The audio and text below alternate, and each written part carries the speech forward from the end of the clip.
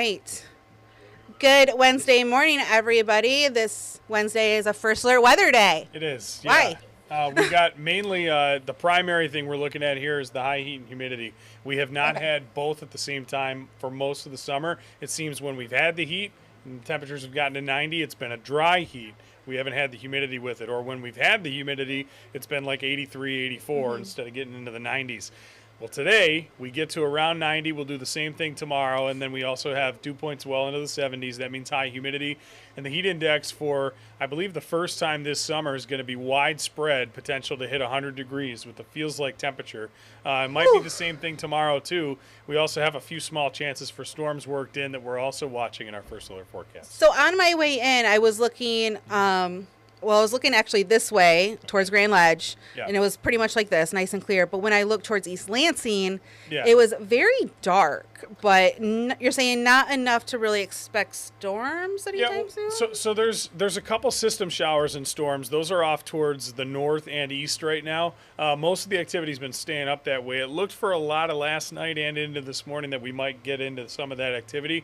Now it's sort of looking like it's fading a bit, and so that's good in the sense that it doesn't bring us any sort of really bad weather early on, but not so much for later on today when it keeps a lot of that energy in the atmosphere. And so we can play with that a little bit later in the day if we're not able to get any rain to come through early. And so some spots still likely have a chance to see a shower or storm or two this morning, but I think it's mainly going to be the heat and humidity we watch going into this afternoon. And that's kind of why we've gone ahead with this First Alert weather day. And again, it's going to be the feels like numbers getting to from 95 to 100 degrees later on today. And some spots may top that. Really, the further west you go in the state, the hotter it's going to feel outside. And the further east you go, the opposite is true. But there also has the greater chance to see a couple storms flare up. Eastern sections of the state, eastern sections of our area. That's going to be that late severe storm threat that we talk about, which would work in with any storms that could pop later. And we'll talk about why that is. So satellite and radar shows some of that activity this morning. Again, this is just a little displaced versus what we were thinking yesterday. You can see that there are some pretty intense showers and storms that have kind of been brought up. They're out over really the Saginaw Bay region and heading that direction. And again, it is still possible we might stir up a shower storm to come through here, but it's looking a little less likely than it was earlier. And so for now, the rain seems to be staying that way, but temperatures are very comfortable this morning to start. Humidity's still low, and we're still in the 60s in most places except for Marshall there, which just got to 70 degrees at the top of this past hour. Now, the dew points right now are still comfortable, but those are going to rise dramatically as we go throughout the day, and you can see that here.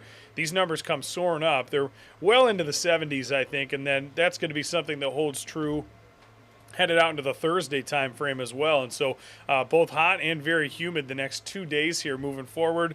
And at pretty much any given time with a setup like this, we can spur up a shower or thunderstorm. And so that's what we'll kind of be watching for in this First Alert forecast. Now, as far as the heat index goes, and there it is on the graphic. You can see those numbers rising heading into this afternoon. I don't like it. Yeah, it's a pretty steamy day, I would say. You know, as I mentioned, we haven't really had the heat and humidity simultaneously this summer very often, at least to this extent. So this is Wednesday afternoon. This is this afternoon today. You'll notice as we take it out further, while we sort of get some relief overnight, temperatures stay in the 70s. This is Thursday afternoon.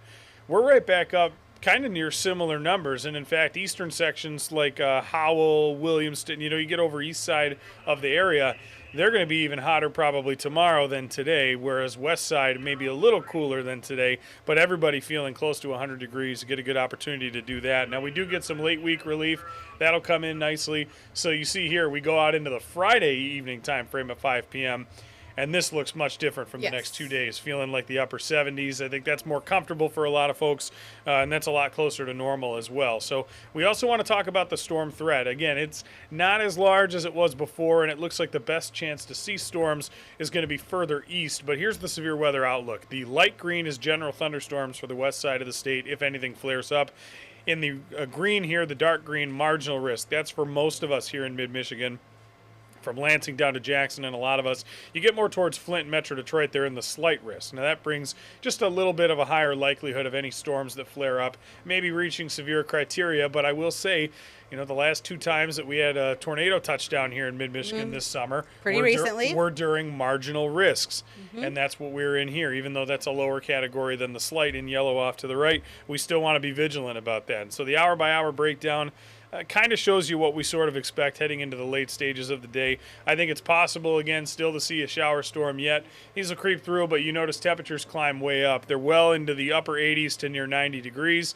We'll also do that with some sunshine peeking out this afternoon, and then the heat index as well, as we just showed you, is going to go way up too.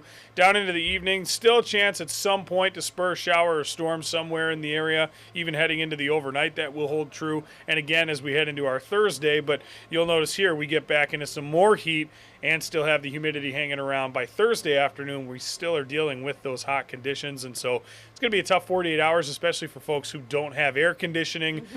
Trying to find a cool place is going to be important for you these next 2 days.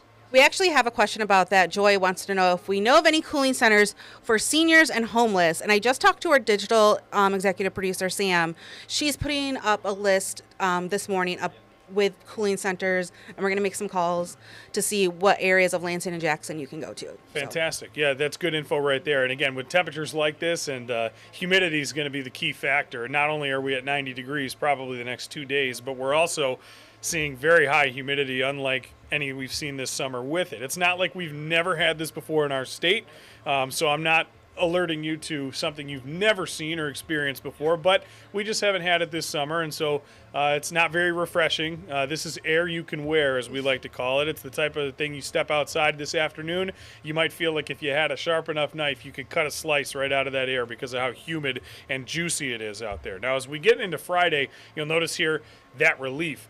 Sweet relief finally settles in. We get back to very comfortable conditions as we head out towards the end of the week and weekend. But again, today, few of those storms still possible, maybe a shower. It's going to be very muggy, though, and sunny this afternoon. Highs of 90, and we're going to be feeling much hotter than that in many spots. Few strong storms possible late this evening into the overnight. 72 is a pretty warm low, and when that comes with humid air, it's going to still feel pretty sticky and muggy all the way through our overnight. So no relief from it tonight.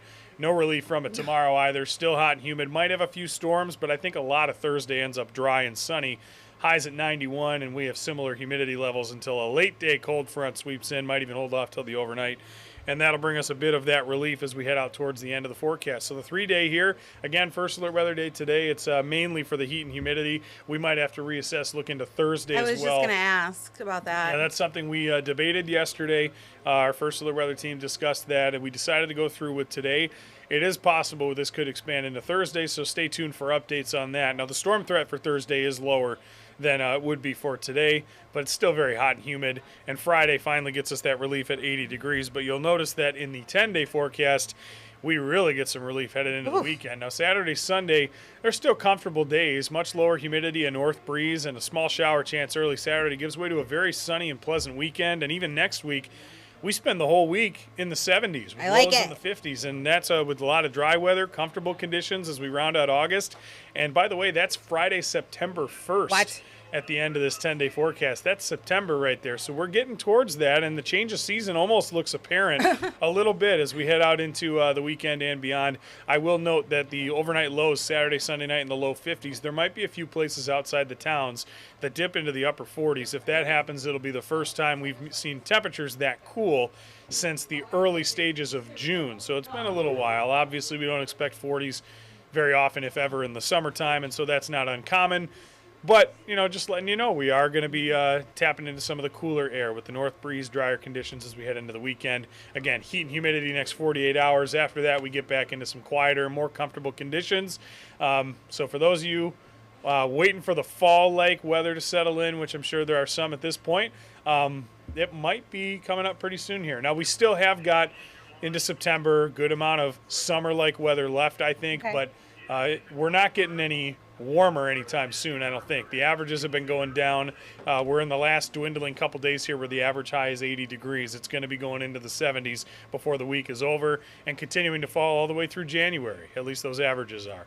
Okay, well, let's not talk about that far, but... Yeah, no, we're not going to get too far ahead of ourselves. But short term, the fall-like temperatures are going to be sort of feel like they're a million years away when you're dealing with the next 2 afternoons here.